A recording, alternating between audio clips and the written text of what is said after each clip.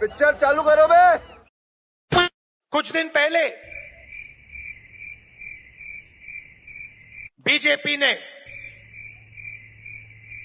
लोकसभा में वक्फ bill pass किया, छू तक नहीं निकली, आज तक गायब है। अरे हिंदुस्तान जिंदाबाद, सोनिया गांधी हिंदुस्तान, राहुल गांधी हिंदुस्तान। एक बार बस बोलूंगा, आप बोल देना हमें कह। अरे आवाज दो। 200 रुपए दे और 50 रुपए काट ओवर एक्टिंग के वजह। और जीसस क्राइस्ट ने कहा कि अगर आपको कोई थप्पड़ मारता है तो दूसरा गाल दिखा दो। वैष्णव जन तो तीने कहिए जे पीर पराई। जय श्री राम दोस्तों, अगर आपके खून में भी राम भक्ति दौड़ती है तो नीचे कमेंट में जोर से लिखो जय श्री राम। देखता हूं कितने भाई अभी भी धर्म और देशभक्ति के नशे में चूर हैं। अब देखो भाई, चैनल का नाम तो सस्ते नशे है, लेकिन यहाँ नशा सिर्फ 2 चीजों का मिलता है, ज्ञान का और मनोरंजन का। तो आ जाओ इस मस्त सफर में जहां दिमाग खुलेगा, हंसी रुकेगी नहीं। और हाँ, जिसने वीडियो लाइक और चैनल सब्सक्राइब नहीं किया वो अगली बार महंगे नशे की दुनिया में भटकता नजर आएगा। चलो वीडियो शुरू करते हैं। जय श्री राम। भारतीय जनता पार्टी की सरकार बनेगी। पिछली बार भी बहुत वो था, पर आप लोग सरकार नहीं बना पाए और लोकसभा के चुनाव में भी धक्का लगाया आपको। देखो भाई, ऐसा है, हमारे 4 मेंबर थे। मैं मीडिया का रूप जिसमें आप भी आ जाते हो वो समझाता हूँ। हमारे 4 मेंबर थे, 4 से 77 हुए, हमें झटका लगा।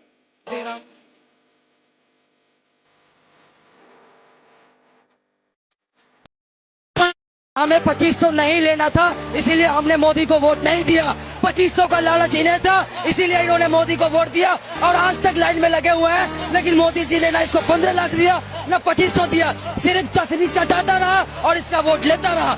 मेरा तो गेम बजाना पड़ेगा। हमें 15 लाख पहले मिल गया जिस दिन राम मंदिर बना, दूसरा किस्त मिल गया जिस दिन धारा 370 हटा, अब तीसरा किस्त कल मिला जब बब्बो जैसे काला कानून हटा, तीसरा किस्त मिला।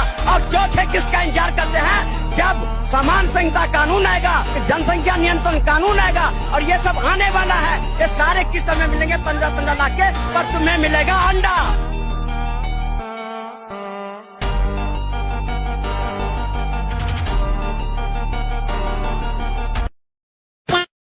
अमा पनौतियों के लिए बहुत ज्यादा दुख की खबर है। मोटा भाई ने घुसपैठियों के घोड़े लगा दिए, खुदा की कसम। संसद में इमिग्रेशन और फॉरेनर्स बिल पास हो गया है। मतलब अगर कोई घुसपैठिया भारत में बिना वीजा और पासपोर्ट के मिला तो उसे 5 साल की जेल और 5 लाख रुपए का जुर्माना भुगतना पड़ेगा। और अगर कोई घुसपैठिया फर्जी आधार कार्ड और पासपोर्ट जैसे दस्तावेजों के साथ मिला तो उसे 7 साल की जेल और 10 लाख रुपए का जुर्माना भुगतना पड़ेगा। और अगर कोई हरामजादा इन घुसपैठियों को देश में घुसाता और बसाता हुआ पकड़ा गया तो उसे 3 साल की जेल और 3 लाख रुपए का जुर्माना भुगतना पड़ेगा, खुदा की कसम। और सबसे मजेदार बात यह है कि अगर पुलिस को किसी पर शक हुआ कि ये साला घुसपैठिया है तो उस घुसपैठिए की जिम्मेदारी होगी ये साबित करने की कि वो भारत का नागरिक है। इसलिए अब जो ये कहेगा कि कागज नहीं दिखाएंगे वो उठाकर बाहर फेंक दिए जाएंगे, खुदा की कसम। ये जानकर अगर आपको भी खुशी हुई है तो कमेंट बॉक्स में मोटा भाई के लिए पुच्ची भेजकर अपने शहर में घुसपैठियों को ढूंढना शुरू कर दीजिए। और हाँ, वीडियो को शेयर जरूर करें ताकि पूरा देश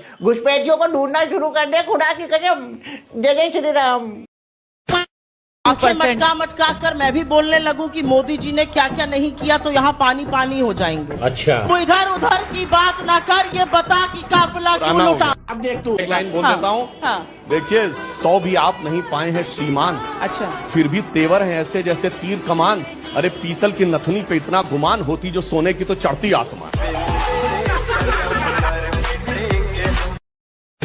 ये कहते हैं रजिस्ट्रेशन की प्रक्रिया बेहतर हो गया, आप कह रहे हैं 100% डिजिटाइजेशन डिजिटल पेपर मांगेंगे आप वक्फ बोर्ड की। मौलाना साहब कह रहे हैं ये इलाका वक्फ का है, आप ये मानती हैं हाँ कि ना? Good question. हाँ या कि ना की जवाब सुनेंगे, जो भी सुनेंगी, और आप कहेंगे मैं हाँ ना जवाब दूं। अरे हाँ भाई हाँ। तो मैं आपके इशारे पे नहीं नाचने वाली हूँ। ये चाहते कि देश का मुसलमान, तो ये आप अबला नारी बनने का ना खेल बंद कीजिए प्लीज। ये मैं नहीं नाचूंगी, मैं ये नहीं करूंगी, महिला का। आप मानती है संसद की ये प्रॉपर्टी जो है वक्फ की है, हाँ कि ना? नहीं।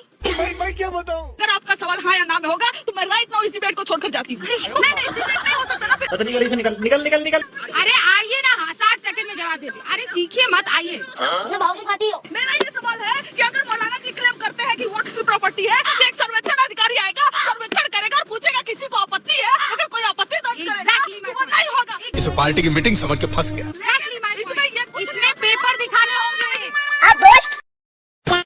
सबसे बड़ा मैसेज यही है कि महावीर जैन जी जो कल उसका जन्मदिन है 24 जो गुरु जी है महावीर जैन जी का। ये मुंह से सुपारी निकाल के बात कर रहे बाबा। 24 जैन महावीर जैन।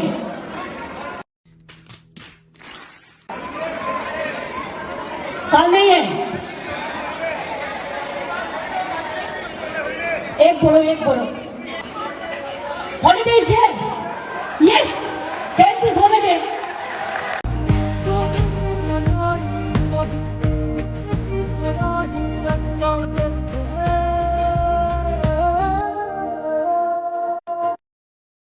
अब मेरा एक ही सवाल है, मैं उसमें जाके बैठ के उनके नाम की बहुत दलीलें मैं दे चुका हूं। तुमने सुनना है सुनो, नहीं सुनना मत सुनो। पर मेरा एक ही सवाल है, भाई जो आदमी माफी वीर था उसको 27 साल उन्होंने बंदी बना के क्यों रखा? अंग्रेजों ने 27 साल बंदी बना के क्यों रखा उस आदमी को जो माफी वीर था? यही एक सवाल आप अपने आप से पूछिए, उसके बारे में सोचिए। और जो माफी वीर नहीं थे वो खुले क्यों घूमते रहे? उनके जेल में बटलर, बैडमिंटन कोर्ट और रोज गार्डन क्यों होता था? आगा खान पैलेस में क्यों रहते थे वो बंदी बन के? तो ये सवाल आपको अपने आप से पूछने चाहिए और रिसर्च करनी चाहिए कि भैया जो आदमी माफी वीर था, जिसने अंग्रेजों की माफी मांग ली, ये कर लिया वो कर लिया, उसको 27 साल बंद करके क्यों रखा? वो तो उनका सबसे बड़ा पैरवी करने वाला होना चाहिए था। अमेरिका की शिकागो की कोर्ट में आज राणा एक टेररिस्ट को मुक्त करने का फैसला हो चुका है। किस आधार पर 26/11 के मुंबई के आतंकवादी घटना के दोषियों को निर्दोष करार करने की हिम्मत शिकागो कोर्ट करे? इन्वेस्टिगेशन किसने किया? जहां घटना घटी उनका रोल क्या रहा? यहां के पीड़ित लोग हैं, उनको न्याय कौन दिलाएगा? अमेरिका ने पाकिस्तान को खुश करने के लिए ये मिली भगत से कोई पैतरा रचा है, कोई व्यू बनाया है। देश के प्रधानमंत्री अमेरिका के मित्र माने जाते हैं, उनके बैठते हुए एक तरफा कार्रवाई कैसे हो रही है? क्या 9/11 के दोषियों का केस हिंदुस्तान की कोर्ट में चल सकता है? क्या अमेरिका इसके लिए हमें परमिशन देगा? My administration has approved the extradition of one of the plotters and one of the very evil people of the world, and having to do with the horrific 2008 Mumbai terrorist attack, to face justice in India. और मैं राष्ट्रपति जी का आभारी हूं, उन्होंने 2008 के जिसने भारत में नरसंहार किया उस मुजरिम को अब भारत के हवाले करने का निर्णय किया है।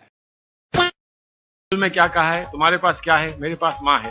हमारे पास है ना माँ, वो हमारी नेता हैं, वो इस देश की माँ है, राहुल जी की नहीं है, सिर्फ देश की माँ है। और सोनिया गांधी जी का आशीर्वाद हमको है। क्या? सोनिया गांधी जी का आशीर्वाद हमको है। लेकिन एक सेकंड,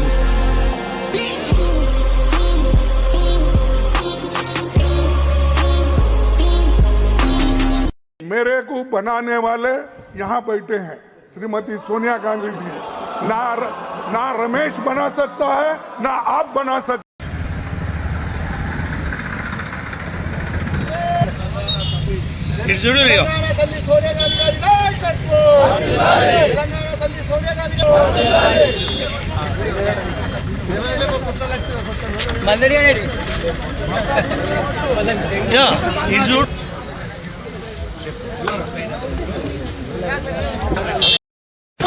पूरे दिल्ली में सरकारी स्कूल बहुत अच्छे कर दिए।